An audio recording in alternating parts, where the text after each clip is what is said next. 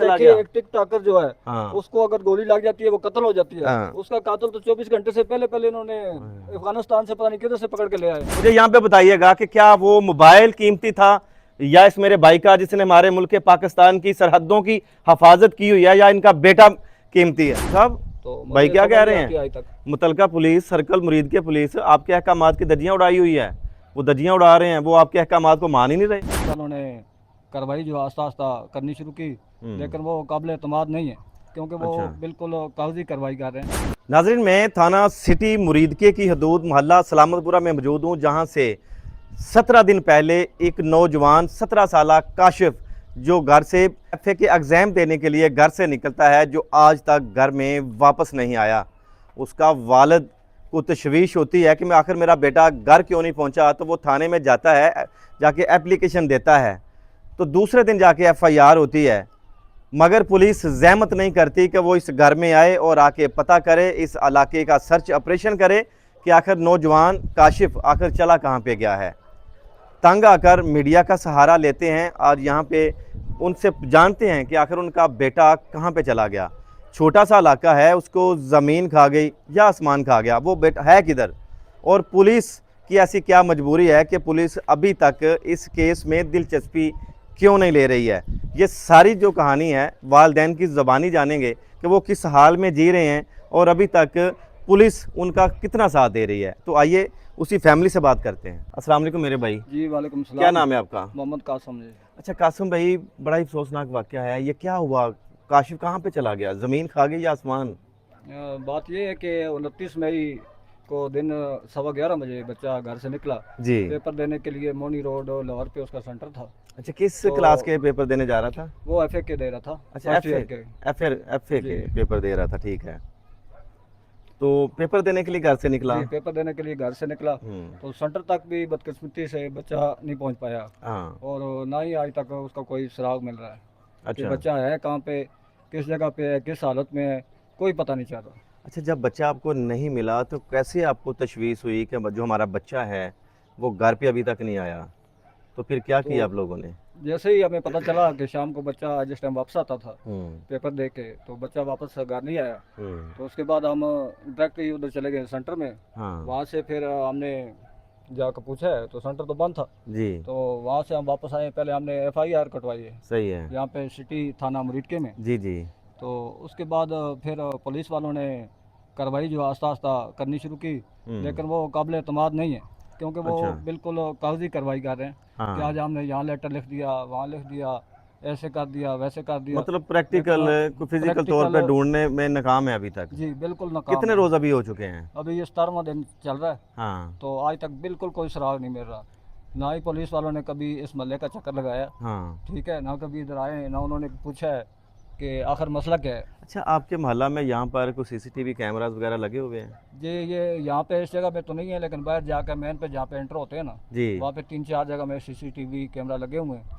वो तो मैंने अपनी मदद आपके तहत चेक किए। तो पुलिस ने चेक नहीं पुलिस ने किए? चेक नहीं किए आके। हाँ। बाद में पुलिस आई है, उन्होंने 1-2 चेक किए, लेकिन हम्म। उसमें कोई इस तरह का वो सुराग नहीं मिला। जब बच्चा गायब हुआ था आपका, गुम हो गया, पता चला कि बच्चा घर अभी नहीं आया, रूटीन के मुताबिक जिस टाइम घर आता था नहीं आया, तो आप लोगों ने क्या 15 पे कॉल की?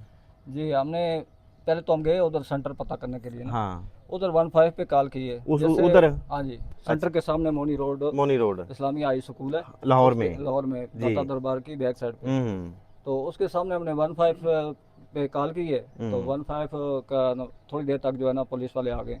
ठीक है। तो उन्होंने कहा क्या मसला है? हमने कहा ये मसला है, बच्चा सेंटर में आया था पेपर देने के लिए, तो बच्चा घर वापस नहीं पहुंचा। हाँ उन्होंने कहा आप ऐसा करें, आप मुतलका जो थाना है जी। वहाँ पे जाकर आप रिपोर्ट दर्ज करवाएं। तो वहाँ पे उन्होंने कुछ जहमत की? मुतलका पुलिस जो वहाँ की मोनी रोड की थी, उन्होंने कुछ सीसीटीवी कैमरास वगैरह चेक नहीं करने की नहीं, कोशिश? उन्होंने कुछ भी नहीं चेक किया। उन्होंने हमें यही अगला रास्ता दिखाया बस यही अगला रास्ता दिखा दिया कि जो कि मुतलका आप थाना लगता है मुतलका थाने जाएं, यहाँ वहाँ पे पे आपका जाओ। कोई हल नहीं होगा। अच्छा, फिर आप मुतलका थाना जाते हैं, जी। क्या करते हैं? जैसे थाने जाते हैं फिर हमने दरख्वास्त लिखवाई है। दरख्वास्त लिखवाई है तो उन्होंने कहा भाई एफआईआर आपकी कल होगी, सुबह होगी। दोबारा हम अच्छा, सुबह क्या आए। पेपर नहीं थे उनके पास पर्चे जो नहीं, पेपर थे, लेकिन वो असल मसला ये था कि उन्होंने वो उस टाइम वो स्टाफ मौजूद नहीं था। अच्छा। टोटल 2-3 बंदे थे, एक तफ्तीशी बैठा हुआ था, एक मुंशी बैठा हुआ था। उन्होंने कहा अभी नहीं हो सकता आपका, कल होगा। दूसरे दिन उनको बताया नहीं कम वक्तों को कि मेरा बेटा गुम हो गया, मेरा लगता है जिगर गायब हो गया, और आप कह रहे हैं कल होगी एफआईआर इसकी। तो अभी प्रोसेस, एफआईआर कल होगी तो प्रोसेस कब शुरू होगा ढूंढने का? फिर दूसरे दिन एफआईआर हुई है, हाँ, तीसरे दिन भी कोई प्रोसेस नहीं हुआ। उसके बाद पुलिस मुतलका आई यहाँ पे? मुतलका पुलिस यहाँ पे नहीं आई है, घर पे आई नहीं है? बिल्कुल आज तक पुलिस ने यहाँ पे चक्कर नहीं लगाया, और ना इस यहाँ पे मोहल्ले घर आई में है। पुलिस आई नहीं नहीं? आई आपका नौजवान बेटा गायब हो गया। तो कोई छानबीन नहीं डीपीओ की है। शेखपुरा बिलाल जफर शेख साहब, सुनिएगा ज़रा, सुनते तो- जाइएगा और शर्माते जाइएगा। शायद के मुतलका जो हमारी पुलिस है उसको शर्म नहीं आएगी, मगर आप ज़रूर सुनिएगा, बताइएगा कि ये भाई जब वहाँ पे एप्लीकेशन दे के आते हैं तो पुलिस यहाँ पे आना गवारा नहीं करती, इस मोहल्ले का चक्कर लगाना गवारा नहीं करती है।